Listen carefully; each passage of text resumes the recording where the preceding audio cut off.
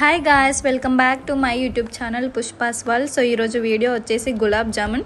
Last వీడియోలో నేను అడిగాను కుకింగా ట్రావెలింగ్ అని. సో ఒకరు కామెంట్ చేశారు కుకింగ్ అని. సో నా ఫేవరెట్ స్వీట్ నీ కోసం, Srivarsha Nanganuri. This video is specially for you. So ఈరోజు వీడియోలో గులాబ్ జామున్ చాలా సింపుల్ వేలో ఎలా చేయాలో చూద్దాం. ఫస్ట్ కావాల్సిన ఐటమ్స్ చూసాం కదా, మిల్క్, షుగర్, ఇలాచీ పౌడర్, ఇంకా గులాబ్ జామున్ పౌడర్.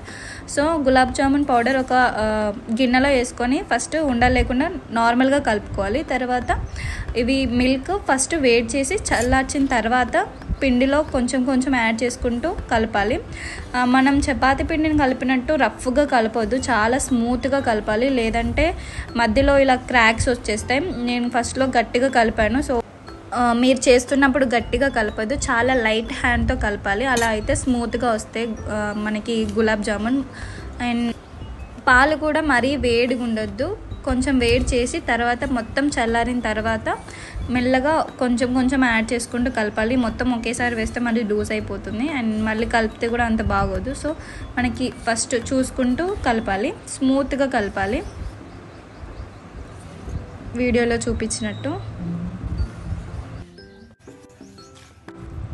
సో ఇలా ఒక ముద్దలా తయారు చేసుకొని పక్కన పెట్టండి ఒక 2 minutes. తర్వాత ఇందులో నుంచి కొంచెం కొంచెం చిన్నగా చేస్తున్నాను నేను, ఎందుకంటే నేను చెప్పాను కదా ఒక 1/2 hourలో అయిపోయేలాగా చేస్తున్నాను కాబట్టి చిన్నగా చేస్తాను. ఎందుకంటే మనం సూప్ చేస్తాం కదా గులాబ్ జామున్ కోసం, నేను చిన్నగా చేసినప్పుడు అందులోకి తొందరగా వెళ్ళిపోతుంది. అదే మనకి టైం ఉంది అనుకుంటే చాలా పెద్దగా మనకి షాప్లో దొరుకుతాయి కదా, అంత సైజులో చేసుకుంటే ఓవర్ నైట్ ఉంచాలి ఆ సూప్లో. కాకపోతే నేను ఇన్స్టాంట్గా చేస్తున్నాను కాబట్టి చాలా చిన్నవి చేస్తున్నాను. ఇలా చేయడం వల్ల ఒక 10 to 15 minutes or 20 minutes సూప్లో ఉంచితే నార్మల్గా అందులోకి ఆ సూప్లోకి అంతా వెళ్ళిపోతుంది.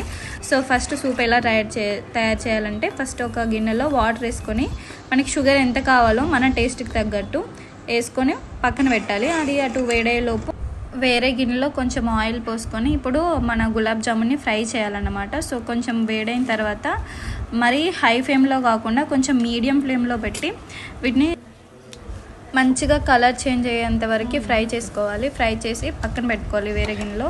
అన్నీ ఒకేసారి కాకుండా కొన్ని కొన్ని వేయండి. చెప్పాను కదా నేను పిండి గట్టిగా పిసికితే అలా క్రాక్స్ వస్తాయని. సో స్మూత్గా హ్యాండిల్ చేయాలి. అండ్ నేను న్యూస్ పేపర్లో వేసాను, మీరు వేయకండి, ఓకేనా. నెక్స్ట్ ఇటు పక్కన మన పాకం రెడీ అయిపోతుంది. దాంట్లో ఇలాచీ పౌడర్ వేసి ఒక 5 minutes ఉండనివ్వండి. 5 minutes అయిపోయిన తర్వాత కొంచెం మనకు తెలుస్తుంది, కొంచెం చిక్కగా అవుతుంది. చిక్కగా అయిన తర్వాత మన గులాబ్ జామున్ అందులో వేసి ఒక 15 to 20 minutes అందులో ఉంచితే అంతే, సెట్ అయిపోతుంది. తర్వాత సర్వ్ చేసుకొని తినడమే.